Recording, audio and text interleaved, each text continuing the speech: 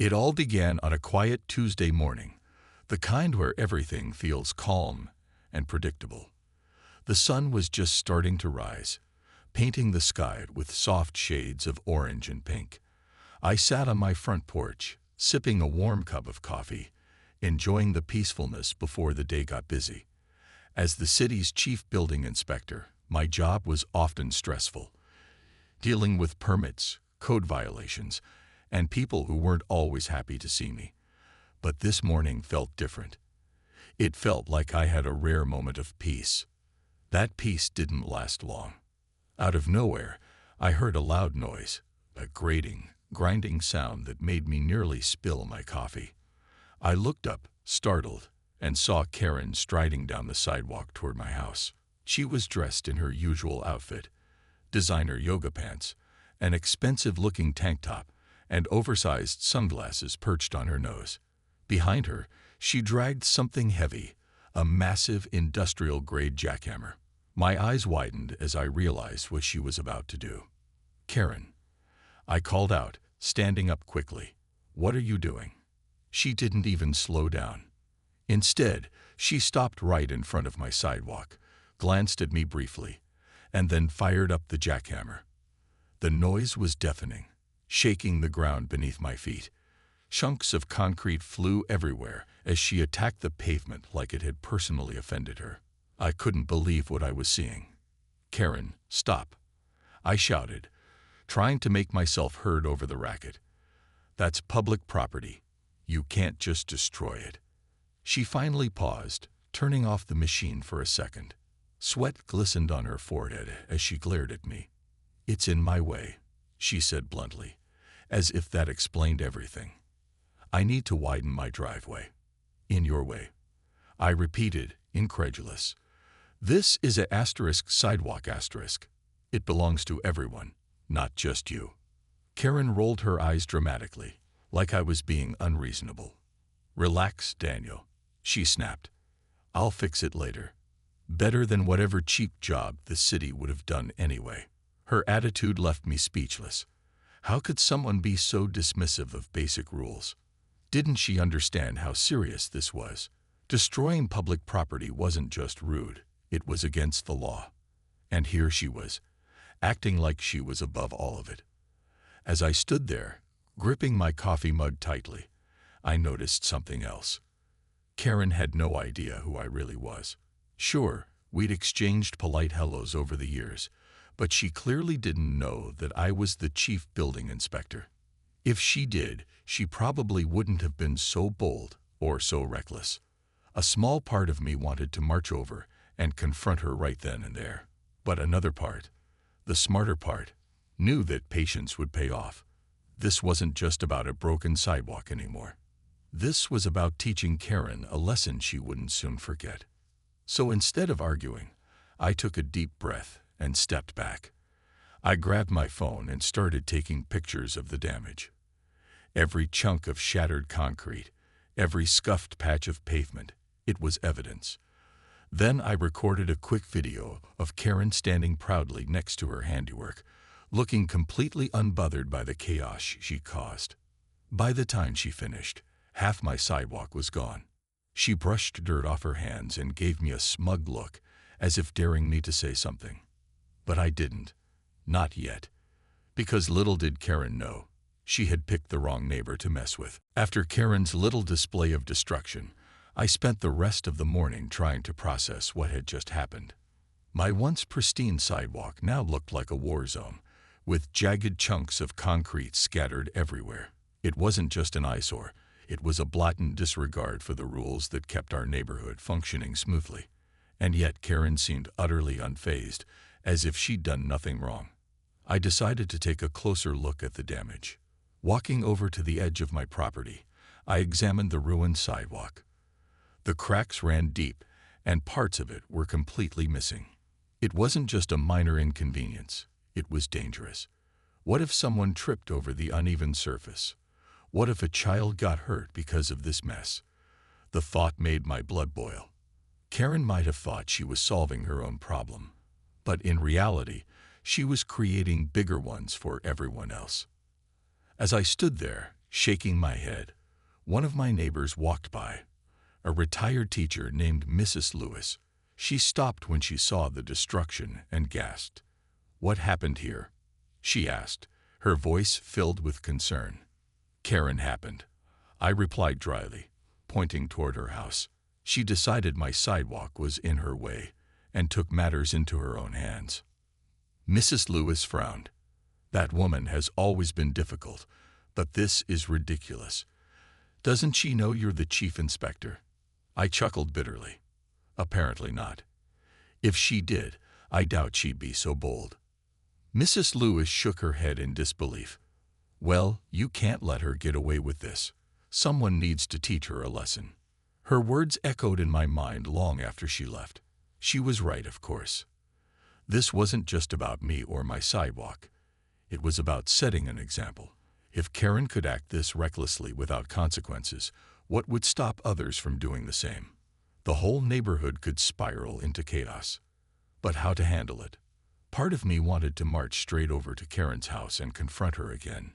Maybe even bring the city's rulebook with me and read her every single regulation she'd broken. But something held me back. Deep down, I knew that wouldn't solve anything. People like Karen thrived on drama. They loved feeling like they were untouchable. No, if I wanted to win this battle, I needed to play smart. The first step was gathering evidence. I went back inside and pulled out my laptop, searching for the city's municipal codes related to public property. Sure enough, there were clear guidelines. No alterations to sidewalks or driveways without prior approval from the Department of Public Works. Not only had Karen violated these rules, but she'd also committed an act of vandalism by destroying public infrastructure. Each offense carried hefty fines, and possibly even legal action. Feeling more confident, I called the city's legal department. When my colleague answered, I explained the situation, making sure to emphasize who we were dealing with. "It's Karen Thompson," I said, letting out a frustrated sigh. "You know, the one who's always complaining about inefficiency during council meetings." There was a pause on the other end, followed by a low laugh. "Oh, we've heard plenty about her. Let's see how she likes being on the receiving end of bureaucracy for once." We agreed to file formal charges against her, but I decided to wait before taking any drastic steps. For now, I wanted Karen to sit with her actions, to stew in her own arrogance while I quietly built my case. After all, ignorance is bliss, especially when it works in your favor. Over the next few days, I kept a close eye on Karen. She didn't seem bothered by what she'd done. In fact, she acted as though nothing unusual had happened. She watered her plants, chatted with neighbors, and even hosted a small gathering on her patio. Every time I saw her smiling face, I couldn't help but feel a mix of amusement and frustration. Did she really think she could get away with this? Meanwhile, word of the incident spread quickly through the neighborhood. Other residents began stopping by to check out the damage, shaking their heads in disbelief. Some offered sympathetic words, while others shared stories of their own run-ins with Karen. One man told me she'd once called the HOA to complain about his mailbox being too colorful. Another neighbor mentioned she'd reported someone for having a garden gnome that was too tall. It seemed Karen had a history of meddling in things that didn't concern her. All of this only strengthened my resolve. This wasn't just about revenge. It was about justice. Karen needed to understand that her actions had consequences, not just for herself, but for the entire community. And soon enough, she'd find out exactly who she was dealing with. The next few days were a whirlwind of planning and preparation. I knew Karen had made a huge mistake, but proving it, and making her face the consequences, required careful strategy. This wasn't just about my sidewalk anymore. It was about showing her that no one is above the rules, no matter how entitled they think they are. I started by documenting everything. Every crack in the sidewalk, every jagged piece of concrete, every inch of damage caused by Karen's reckless actions. I captured it all on camera. I even took close-up shots of the jackhammer she'd used, which still sat proudly in her driveway like some sort of trophy. If nothing else, it was proof of her intent. After all, you don't bring an industrial-grade tool to a neighborhood dispute unless you're planning something drastic. Once I had enough photographic evidence, I dug deeper into the city's regulations. As the chief building inspector, I knew the laws inside and out, but I wanted to make sure I had every angle covered. I printed copies of the relevant sections from the municipal code, pages detailing the strict rules about altering public property without permission. There were clauses about fines, penalties, and even potential legal action for repeat offenders. By the time I finished compiling the paperwork, I felt like I had a mountain of ammunition ready to use against Karen. But I didn't stop there. I reached out to colleagues at City Hall, sharing what had happened and asking for their support. When I explained the situation, they were more than happy to help. One of them, a friend who worked in the legal department, offered to draft a formal complaint on my behalf. Another promised to send inspectors to assess the damage officially. It felt good knowing I wasn't alone in this fight. For once, bureaucracy was working in my favor. Still, I couldn't shake the feeling that Karen remained blissfully unaware of the storm brewing around her. She continued going about her life, as if nothing unusual had happened. I saw her chatting with neighbors, watering her flowers, and even hosting another small gathering on her patio. Watching her laugh and joke with her friends only fueled my determination. How could she act so carefree when she'd caused such chaos? One afternoon, while I was organizing my notes, Mrs. Lewis stopped by again. She'd become something of an ally since the incident, often checking in to see how things were progressing. "So, what's the plan?" she asked, leaning against my porch railing. Her tone was casual, but her eyes sparkled with curiosity. "I'm letting her sit with it for now," I replied, flipping through my stack of documents. "She thinks she got away with it. Let her enjoy that false sense of security for a little longer." Mrs. Lewis raised an eyebrow. "And then we hit her with everything we've got," I said with a grin. "Fines, citations, maybe even a court appearance. Trust me, she won't know what hit her." Mrs. Lewis chuckled. "Good. That woman needs to learn a lesson. Just make sure you save me a front row seat when it all goes down." Her words reminded me of why this mattered so much. This wasn't just about me or my sidewalk. It was about protecting the community. People like Karen thought they could bend the rules to suit their needs, but in doing so, they undermined everyone else. They created a ripple effect of disrespect and disorder. Someone had to stand up to them, and it looked like that someone was me.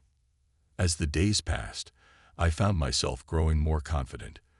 The pieces were falling into place, and I could almost picture the moment when Karen would realize she'd underestimated me. Would she be angry, embarrassed, defensive? Whatever her reaction, I knew it would be worth it. Because deep down, this wasn't about revenge. It was about fairness.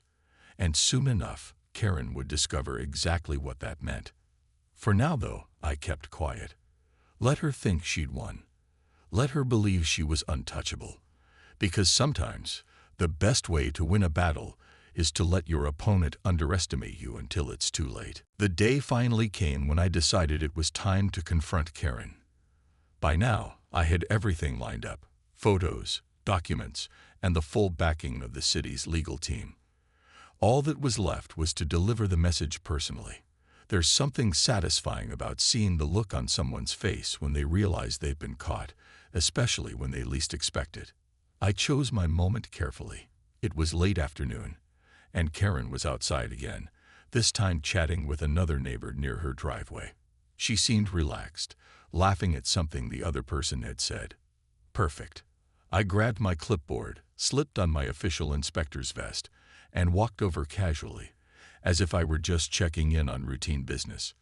"Good afternoon, Miss Thompson," I said brightly, stopping a few feet away from her. Both Karen and her neighbor turned to look at me. For a brief second, Karen's smile faltered, but then she recovered, giving me a dismissive glance. "Oh, hi. Daniel, right?" she replied, barely hiding her irritation. "Look, before you start lecturing me again, let me save you the trouble. I already told you. I'm fixing the sidewalk. Her tone grated on me, but I kept my cool. This wasn't the time to lose my temper. Instead, I nodded politely, pretending to agree. Of course, I said, flipping open my clipboard as if reviewing notes. But out of curiosity, did you happen to check with the city before starting your project? Karen blinked at me, clearly confused by the question. What do you mean? Why would I need to? Well, I explained calmly, pulling out a printed copy of the municipal code. According to Section 8.3 of our city ordinances, any alteration to public infrastructure requires prior approval from the Department of Public Works. That includes sidewalks, not to mention the proper permits. Her brow furrowed as she processed what I was saying. Then her expression shifted, from confusion to annoyance to outright defiance. Are you seriously standing here lecturing me about permits? She snapped, crossing her arms. Do you have any idea who I am? I couldn't help but smirk. Oh, how I'd waited for this moment. Actually, I said, letting my voice take on a slightly firmer tone, I do. And I also know exactly who I am, which is why I'll be issuing you a citation for violating multiple city ordinances. For the first time since I'd met her, Karen looked genuinely shocked. Her mouth opened, but no words came out. The neighbor beside her shifted uncomfortably, glancing between us like she was watching a tennis match. You can't issue me a citation, Karen sputtered after a long pause. This is ridiculous. On the contrary, I replied smoothly, holding up one of the photos I'd taken of the destroyed sidewalk. This is very much within my authority. In fact, the city has already filed formal charges against you for vandalism of public property and unauthorized construction work. You'll be hearing from them shortly. Karen's face turned red, whether from anger or embarrassment. I couldn't tell. You're bluffing, she muttered, though her voice lacked conviction. I assure you, I'm not, I said, tucking the photo back into my clipboard. And just so we're clear, continuing to tamper with the sidewalk, or attempting to fix it yourself, will only make things worse. Leave it alone until the city inspectors arrive. With that, I gave her a polite nod and turned to leave. Behind me, I could hear her muttering under her breath. But I didn't care. The confrontation had gone exactly as I'd hoped. Karen had underestimated me once, and now she was paying the price. As I walked back to my house, I felt a strange mix of satisfaction and relief. This wasn't about gloating. It was about standing up for what was right. Karen might have thought she was untouchable, but she was about to learn otherwise. And deep down, I knew this was just the beginning. The next morning, I woke up early, feeling a mix of anticipation and satisfaction. The ball was in motion now, and there was no turning back. As I sipped my coffee on the porch, I noticed a buzz in the air. Neighbors were outside more than usual, whispering to each other and glancing toward Karen's house. Word had spread quickly about what had happened the day before. Apparently, Karen hadn't kept quiet about our confrontation. Instead, she'd stormed around the neighborhood complaining about how unfair it all was. I couldn't help but smile as I watched her pace angrily in her driveway, phone pressed to her ear. She looked like someone who was realizing too late that she'd bitten off more than she could chew. But the real show was yet to come. Around mid-morning, 2 police officers arrived at Karen's house, their patrol car pulling into her driveway with flashing lights. Neighbors immediately gathered on their porches, some holding cups of coffee, others pretending to water their plants, all eager to see what would happen next. Karen stepped outside to meet them, still dressed in her yoga pants and oversized sunglasses, though this time her confident demeanor was noticeably absent. "What is this about?" she demanded, her voice sharp but laced with unease. One of the officers handed her a document. "Miss Thompson, we have a warrant for your arrest regarding charges of vandalism and unauthorized alteration of public property."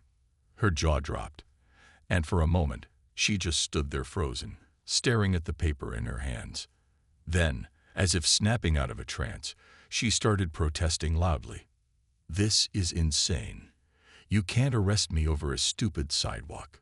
The officers remained calm and professional. "Ma'am, these are serious charges. Please come with us peacefully." Karen's protests grew louder, drawing even more attention from curious onlookers. Some neighbors shook their heads in disapproval, while others exchanged knowing looks. A few even clapped quietly when the officers finally escorted her into the patrol car. It was surreal, like watching a scene from a movie unfold right in front of us. After the commotion died down, reporters showed up. Apparently, news of the incident had reached local media outlets, and they were eager to cover the story. One particularly persistent journalist approached me as I returned home from work later that day. He shoved a microphone in my face and asked, "So, Mr. Harper, what's it like taking down one of the city's most notorious complainers?" I shrugged modestly, trying not to let the attention go to my head. "It's not personal," I replied. "I'm just doing my job. Rules exist for a reason, and everyone has to follow them, even Karen." Behind us, Karen's husband emerged from their house, looking utterly defeated. Rumor had it that he'd already started packing boxes, preparing to sell their home and move out of state. Whether or not that was true, it was clear that Karen's actions had consequences far beyond a ruined sidewalk. That evening, as I sat on my porch reflecting on everything that had happened, I realized something important. Sometimes, standing up for what's right means making tough decisions. It's easy to ignore small injustices or brush them aside, especially when they don't directly affect you.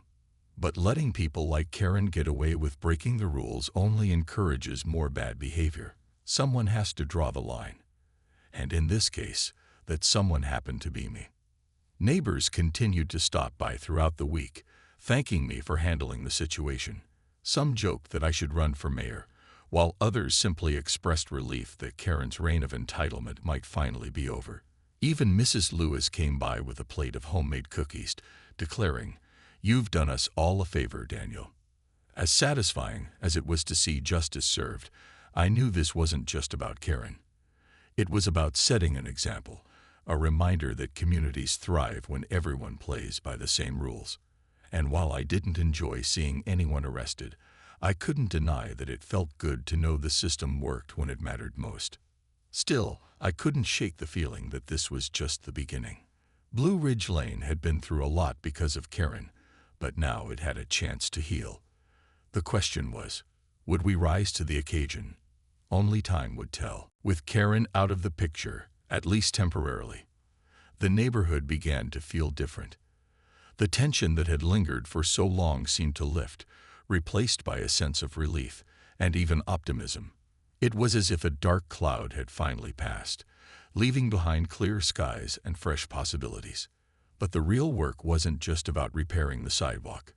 It was about rebuilding trust and restoring harmony in the community. The city wasted no time addressing the damage Karen had caused. Within days, a crew arrived to remove the jagged remains of my sidewalk and pour new concrete. They worked efficiently, smoothing out every crack and ensuring the surface was safe for pedestrians. When they finished, the result was better than before, a wide, sturdy path that blended seamlessly with the rest of the neighborhood. Neighbors stopped by to admire the improvement, some even joking that it looked like a model home feature. But the physical repairs were only part of the equation. What truly mattered was how people responded to the situation. For years, Karen's behavior had created divisions. Her constant complaints and demands had left many feeling frustrated or powerless. Now, without her looming presence, conversations flowed more freely. People started talking to each other again, not just about the weather or their gardens, but about ideas for improving the neighborhood. One evening, I attended a community meeting at the local recreation center. These meetings usually drew a handful of attendees, but this time, the room was packed. Residents young and old sat together, eager to discuss plans for the future. Topics ranged from adding flower beds along the streets to organizing weekend cleanup events. Someone even suggested hosting an annual block party to bring everyone closer together. As I listened to the lively discussion, I couldn't help but smile. This was what a community should feel like: collaborative, supportive, and full of energy. Gone were the grumbles about Karen's antics. Instead, there was a shared enthusiasm for making Blue Ridge Lane a better place. Even those who had once avoided conflict now spoke up confidently, sharing their thoughts and suggestions. During a break in the meeting, several neighbors approached me to express their gratitude. One man shook my hand firmly and said, "You did something brave, Daniel. You stood up when no one else would." Others echoed his sentiment, thanking me not just for dealing with Karen, but for reminding everyone that change was possible when we worked together.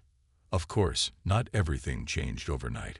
Some scars ran deeper than others, and it would take time to fully heal the rifts Karen had created. Still, there was a noticeable shift in attitude. People weren't afraid to voice their opinions anymore, and they weren't willing to let one person dictate the tone of the neighborhood. In a way, Karen's downfall had become a turning point, a catalyst for unity rather than division. That night, as I walked home under a canopy of stars, I reflected on everything that had happened. Taking down Karen hadn't been easy. It had required patience, strategy, and a willingness to face confrontation head-on. But looking around at the renewed spirit of cooperation, I knew it had been worth it. This wasn't just about punishing someone for breaking the rules. It was about protecting the values that held us together as a community. When I reached my porch, I paused to glance back at the newly repaired sidewalk. It gleamed softly in the moonlight, a symbol of resilience and renewal. Blue Ridge Lane wasn't perfect. It never would be. But it was ours. And sometimes, that's all that matters. Still, I couldn't shake the thought that life has a funny way of teaching lessons. Whether Karen learned hers remained to be seen. But for the rest of us, the message was clear. Communities thrive when everyone plays by the same rules, and when someone steps up to enforce them, even when it's hard. Life on Blue Ridge Lane has settled into a rhythm I hadn't felt in years. The chaos Karen brought with her jackhammer and endless demands feels like a distant memory now, replaced by a quiet sense of peace. Kids race their bikes down the newly paved sidewalks. Neighbors exchange warm greetings as they tend to their gardens, and laughter echoes through the air once more. It's amazing how much difference a little unity can make. Karen's house sits empty these days, its windows dark, and its driveway silent. Rumor has it she and her husband decided to sell after the incident. Whether that's true or not, no one seems particularly eager to find out. Instead, people talk about other things: the upcoming block party, the community garden project, or the plans to repaint the playground equipment at the park. For the first time in a long while, conversations are filled with hope instead of frustration. I've noticed small but meaningful changes in the neighborhood, too. Neighbors who used to keep to themselves now wave hello when they pass by. Mrs. Lewis started organizing weekly coffee mornings where everyone brings something to share. Even the man 2 doors down, who always seemed grumpy before, joined in to help plant trees along the street. It's as if Karen's departure cleared space for something better, something real, to take root. Every now and then, someone brings up the infamous sidewalk incident, usually prompting a round of chuckles. It's become a kind of legend around here, a story passed between new and old residents alike.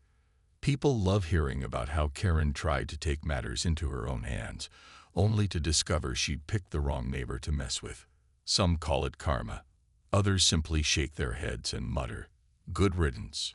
For my part, I've learned a lot from the experience. Being the chief building inspector isn't just about enforcing rules. It's about protecting the spirit of the community. Rules exist to keep things fair and safe, but they're meaningless without trust and cooperation. And sometimes, enforcing those rules means standing firm, even when it feels like you're the only one willing to do so. One evening, as I sat on my porch watching the sunset, Lily came running up with a handful of wildflowers she'd picked from the edge of the park. "Here, Daddy," she said, handing them to me with a bright smile. "These are for you because you fixed everything." Her words caught me off guard, and for a moment, I didn't know what to say. Then I smiled and pulled her onto my lap. "It wasn't just me, sweetheart," I told her. "Everyone helped make things better." She nodded seriously, as if understanding exactly what I meant. Yeah, but you started it. In her innocent way, Lily had hit on something important. Sometimes, all it takes is one person to stand up and say, enough. One person to remind everyone else that fairness matters, that respect matters, and that we're stronger together than apart. That's what I did. And while it wasn't always easy, it reminded me why I chose this job in the first place. As the sky turned shades of purple and gold, I glanced at the sidewalk one last time. It stretched out smooth and unbroken, connecting homes and lives in ways that went beyond concrete and stone. Blue Ridge Lane wasn't perfect, it never would be, but it was ours, and that made all the difference. In the end, Karen's mistake taught us more than she ever intended. She showed us what happens when entitlement overrides empathy, and how quickly one person's actions can disrupt an entire community. But she also gave us a chance to come together, to rebuild not just our sidewalks but our relationships. So, here's to second chances, for neighborhoods, for communities, and for people brave enough to fight for what's right. Because sometimes, the smallest acts of courage lead to the biggest changes. And as I sipped my coffee that evening, surrounded by the sounds of a happy neighborhood, I couldn't help but feel proud to call this place home.